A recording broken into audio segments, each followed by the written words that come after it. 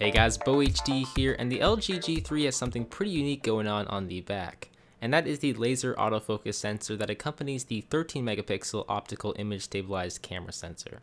What this little guy does is it beams infrared light at the subject you are shooting and focuses according to how close or far away the subject is as the light bounces back to the sensor. And since light travels extremely fast, that translates to being able to autofocus extremely fast. So let's take a look at this camera software inside the G3 to see just how fast it is. So upon booting up the camera app, you'll see it looks pretty familiar. It's not the cleanest looking camera app out there, but then again, it's not the worst. And it kind of reminds me of the TouchWiz user interface. But if you want to clean it up and make it super simple, you can tap on the 3 dots on the left hand side to get all those ugly on-screen buttons out of the way. And it allows you to tap to simultaneously focus and capture a picture. It's one of those features that would probably only work well with a laser autofocus sensor, but I gotta say, it's a pretty sweet feature, and I found that it makes capturing moving subjects much better since it focuses and takes a picture faster than if you were to focus and press the shutter button. So besides that, on the left hand side, you'll also find the flash on-off toggle button, a button to switch to the front-facing camera, and then a button for the various camera modes. There's auto, magic focus, panorama, and dual modes, but there's really nothing new here.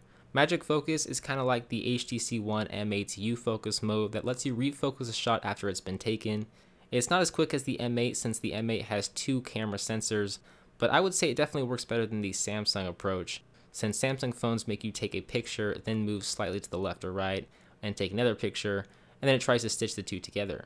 While the LG G3 just takes a ton of rapid shots with different focus levels, which lets you customize what is in focus or not. But besides the magic focus shot, the panorama mode is pretty straightforward, so I'm not really going to go too in depth here. And the dual camera mode is the same as the dual mode in Samsung phones, as it captures picture and video from both the front-facing camera and rear cameras at the same time. A feature that I think is incredibly pointless. I mean, I just don't see any need for it at all, but that might just be me. And so the last icon on the left-hand side of the camera app is the settings gear icon. And from there you can turn the HDR on or off. You can set the resolution you want to capture. As you can see, I'm capturing pictures in the highest resolution possible, which is 13 megapixels.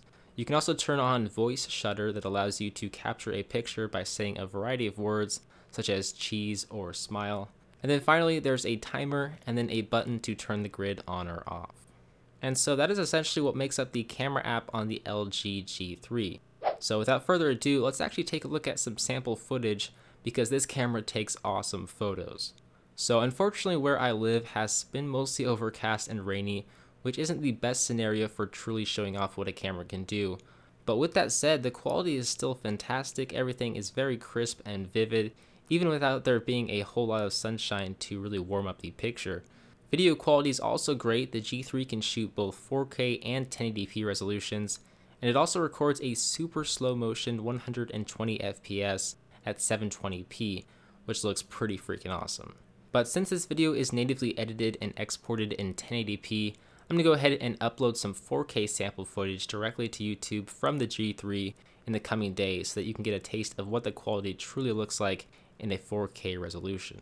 And so that about does it for this camera demo and sample footage video. What do you guys think of the camera quality?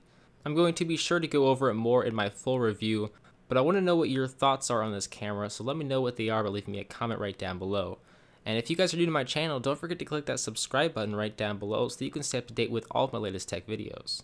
But with that said, that's going to about do it for this video, guys. If you want to take a look at my software tour of the LG G3, you can do so right here. Or you can take a look at my first look and unboxing of the G3 if that's something you'd be interested in.